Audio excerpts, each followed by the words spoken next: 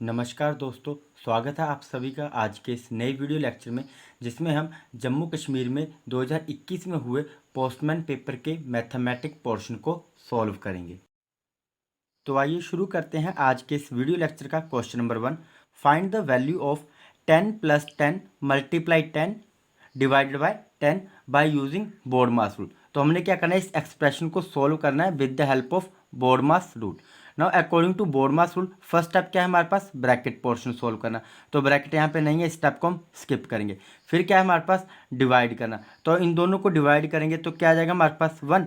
10 को 10 से डिवाइड किया तो कितना है 1। तो लिख लेते हैं यहाँ पे 10 + 10 × 1। अब नेक्स्ट स्टेप क्या है हमारे पास, डिवाइड के बाद मल्टीप्लाई करना। तो 10 को 1 से मल्टीप्लाई करेंगे तो कितना आ जाएगा, 10 ही आएगा। तो 10 + 10। अब नेक्स्ट एंड फाइनल स्टेप क्या है हमारे पास, एडिशन। तो इन दोनों को ऐड करेंगे तो क्या आ जाएगा, = 20। तो हमारे पास आंसर कितना आ गया, 20। तो देखते हैं यहाँ पे कौन सा ऑप्शन करेक्ट होगा। Option B is correct. Question number 2, evaluate open bracket 6 + 15 × 2 open bracket close divided by 6। तो क्या करेंगे हम, इस क्वेश्चन को भी हम बोर्डमास रूल की हेल्प से सॉल्व करेंगे। Now according to BODMAS rule first step क्या है हमारे पास, ब्रैकेट पोर्शन को सॉल्व करना। तो हम क्या करेंगे, सबसे पहले इस ब्रैकेट पोर्शन को सॉल्व करेंगे। तो क्या आ जाएगा इसको सॉल्व करके। अब ब्रैकेट के अंदर भी हमारे पास दो मैथमेटिकल ऑपरेशन है। तो सबसे पहले कौन सा मैथमेटिकल ऑपरेशन अप्लाई होगा, तो यहाँ पे हमारे पास होगा मल्टीप्लाई। तो हम क्या करेंगे, पहले इन दोनों को मल्टीप्लाई करेंगे और फिर ऐड करेंगे। तो 15 टू द कितने होते हैं 30, और 30 + 6 36। तो = सॉल्व करके कितना आ गया, 36/6। अब ब्रैकेट पोर्शन सॉल्व हो गया। उसके बाद नेक्स्ट स्टेप क्या है हमारे पास, डिवाइड करना। तो 6 से डिवाइड करते हैं 36 को, क्या आ जाएगा 6 × 1 = 6, 6 × 6 = 36 = 6। ये आ गया हमारे पास आंसर। तो देखते हैं यहाँ पे कौन सा ऑप्शन करेक्ट होगा। Option C is correct. Question number 3, the ratio 4:25 converted to percentage. हमने क्या करना है, 4:25 को किस में चेंज करना है, परसेंटेज में। तो क्या करेंगे हम, लिख लेते हैं यहाँ पे 4/25 × %। तो परसेंट में चेंज करना है, क्या करना पड़ता है हमें, परसेंटेज में चेंज करने के लिए मल्टीप्लाई करना पड़ता है किसके साथ, 100 के साथ। तो क्या आ जाएगा हमारे पास 25 × 25, 25 for the 100। तो = कितना आ गया, 4 for the 16। तो आंसर कितना आ गया हमारे पास 16%। तो देखते हैं यहाँ पे कौन सा ऑप्शन करेक्ट होगा। Option C is correct. Question number 4, the speed of cycle is 12 km/h and speed of car is 36 km/h। What is the ratio of their speed. Cycle की गति 12 किलोमीटर प्रति घंटा है और कार की गति 36 किलोमीटर प्रति घंटा है। उनकी गति का अनुपात क्या होगा। हमने क्या करना है, speed of cycle and speed of car का रेशियो फाइंड करनी है। तो लिख लेते हैं यहाँ पे, स्पीड ऑफ साइकिल कितनी दी है हमारे पास, speed of cycle ratio speed of car. Speed of cycle कितनी दी हुई है हमारे पास, 12 km/h। और स्पीड ऑफ कार कितनी दी हुई है, 36 km/h। हमने रेशियो फाइंड करनी है। तो 12 से 12 × 1 = 12, 12 × 3 = 36। तो हमारे पास speed of cycle and speed of car की रेशियो कितनी आ गई, 1:3। तो देखते हैं यहाँ पे कौन सा ऑप्शन करेक्ट होगा। Option B is correct. Question number 5, if 15 chair cost of ₹234, what will be the cost of 70 chairs. यदि 15 कुर्सियों की कीमत 234 रुपये है तो 70 कुर्सियों की कीमत क्या होगी। तो हमें यहाँ पे गिवन क्या दिया हुआ है, कॉस्ट दी हुई है 15 चेयर की। तो लिख लेते हैं, कॉस्ट ऑफ 15 चेयर = 234 रुपीज़। तो यहाँ से हम एक चेयर की कॉस्ट निकाल लेते हैं। तो कॉस्ट ऑफ 1 चेयर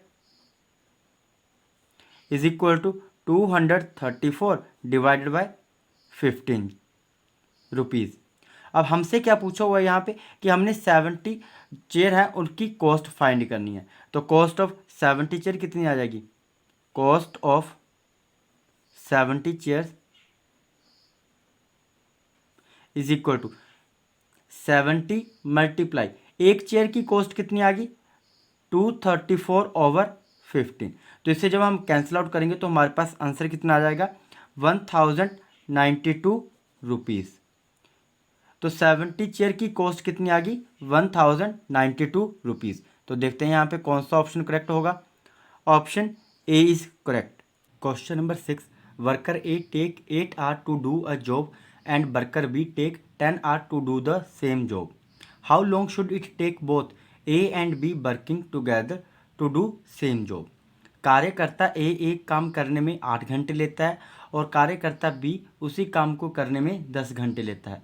ए और बी दोनों एक साथ काम करते हुए समान कार्य करने में कितना समय लेंगे। तो गिवन क्या दिया हमारे पास वो लिख लेते हैं। यहाँ हमें बताया हुआ है वर्कर ए एक काम को कितने आवर में ख़त्म करता है 8 आवर में, और वर्कर बी सेम उसी काम को कितने आवर में ख़त्म करता है 10 आवर में। तो हम यहाँ से टोटल वर्क निकाल लेते हैं। तो टोटल वर्क क्या आएगा 8 और 10 का एलसीएम। तो इन दोनों का एलसीएम कितना आ गया 40। जो हमारे पास एलसीएम आता है वही क्या होता है टोटल वर्क। तो टोटल वर्क कितना आ गया 40 यूनिट। तो यहाँ से हम वर्कर ए का 1 आवर वर्क निकाल लेते हैं। तो क्या आ जाएगा 40 यूनिट डिवाइडेड बाय 8 आवर। तो कितना आ गया 5 यूनिट पर आवर। तो मीन्स एक आवर में वो कितना काम करेगा 5 यूनिट। तो वर्कर बी का भी 1 आवर वर्क निकाल लेते हैं। इसका कितना आ जाएगा 4 यूनिट पर आवर। अब जब दोनों एक साथ काम करेंगे तो हम इनका 1 आवर वर्क निकाल लेते हैं। Worker A and B 1 hour work is equal to A का 1 आवर वर्क कितना है 5 यूनिट पर आवर और बी का कितना है 4 यूनिट पर आवर। तो इन दोनों का 1 आवर वर्क कितना आ गया is equal to 9 unit per hour. तो ये आ गया जब ये दोनों एक साथ काम करेंगे तो 1 घंटे में कितना काम करेंगे 9 यूनिट। तो हम निकाल लेते हैं time taken by A and B together to complete 40 unit work is equal to. तो टाइम निकालने का क्या फॉर्मूला होता है total work divided by efficiency of A and B. तो टोटल वर्क कितना हमारे पास 40 यूनिट और एफिशिएंसी कितनी आ गई ए बी की ये आ गई हमारे पास 9 यूनिट पर आवर। तो यूनिट से यूनिट कैंसिल तो हमारे पास टाइम कितना आ गया 40/9 आवर। तो देखते हैं यहाँ पे कौन सा ऑप्शन करेक्ट होता है। Option D is correct 40/9 hours. तो जब ए और बी एक साथ काम करेंगे तो उन्हें 40 यूनिट वर्क को ख़त्म करने में कितना टाइम लगेगा 40/9 hour. Question number 8, Shyam obtain 66, 74, 55, 92, 79 marks out of 100 in English, chemistry, biology and 2 other subject भी हमारे पास। What is his average percent of marks. तो हमने क्या निकालना है एवरेज परसेंटेज निकालनी है मार्क्स की। तो एवरेज निकालने का क्या फॉर्मूला होता है एवरेज निकालने का फॉर्मूला होता है sum of marks obtained in 5 subject. यहाँ पे हमारे पास 5 सब्जेक्ट हैं जिनके मार्क्स उसे मिले हुए हैं और over total number of subject. तो यहाँ पे हम सम ऑफ मार्क्स निकाल लेते हैं जो कि 5 सब्जेक्ट में उसे मिले हैं। कितने हैं 74 plus 55 plus 92 plus 79 and plus 66 ये हमारे पास बच गए। ओवर कितने आ जाएंगे टोटल नंबर ऑफ सब्जेक्ट कितने हैं 5 इज इक्वल टू इन सभी को ऐड किया तो हमारे पास सम कितना आ गया सम आ गया हमारे पास इज इक्वल टू 366। तो डिवाइड करेंगे किसके साथ 5 के साथ तो कितना आ जाएगा 5 1 5 5 7 35 फिर 3 से करते हैं 5 3 15 0.5 2 10। तो एवरेज कितना आ गया 73.2। अब हमने क्या निकालना है average percent is equal to average percentage निकालने का क्या फॉर्मूला होता है इज इक्वल टू मार्क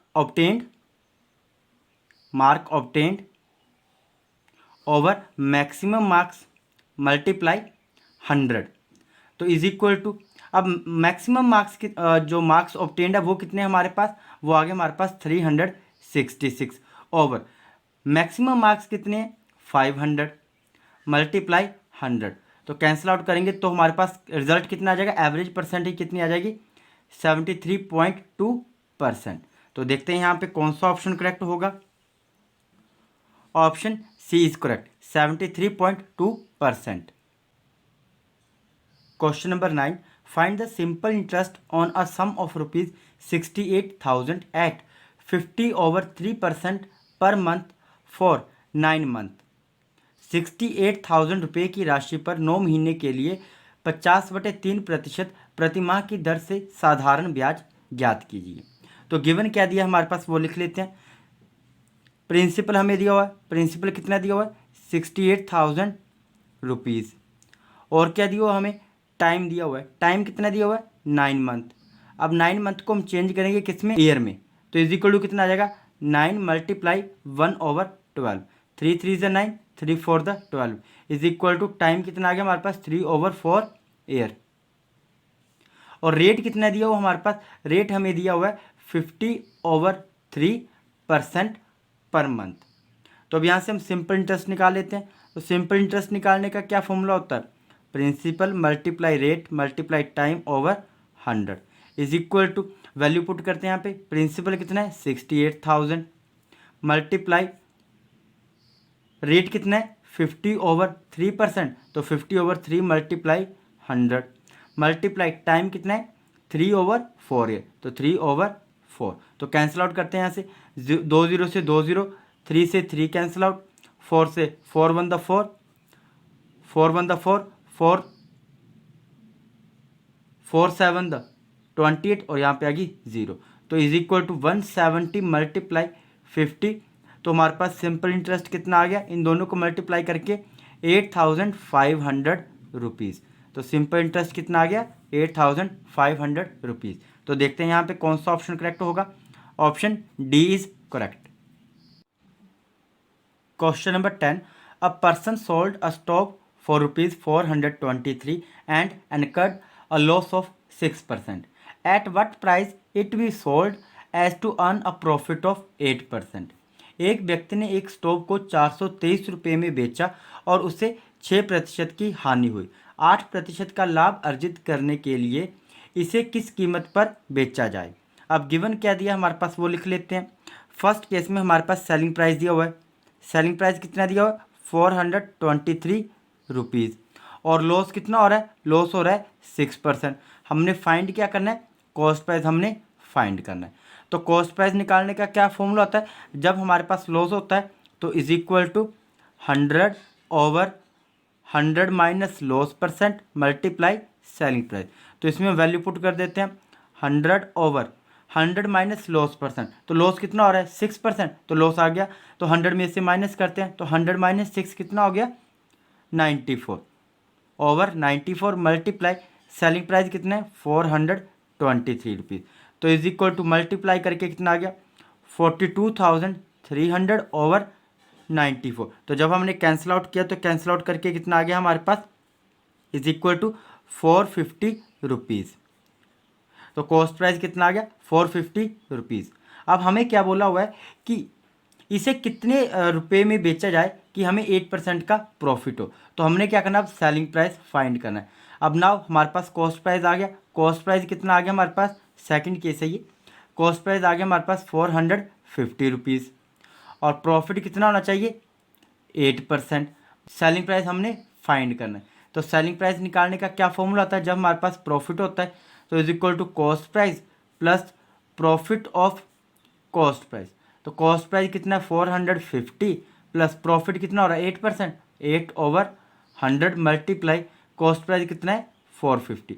तो 0 से 0 कैंसिल, 5 से 5 2 ज़ा 10, 5 9 ज़ा 45, 2 से 2 1 ज़ा 2, 2 4 ज़ा 8 इज इक्वल टू 450 प्लस 9 4 ज़ा 36 is equal to selling price कितना आ गया हमारे पास, selling price is equal to 486 rupees. तो देखते हैं यहाँ पे कौन सा ऑप्शन करेक्ट होता है। Option D is correct.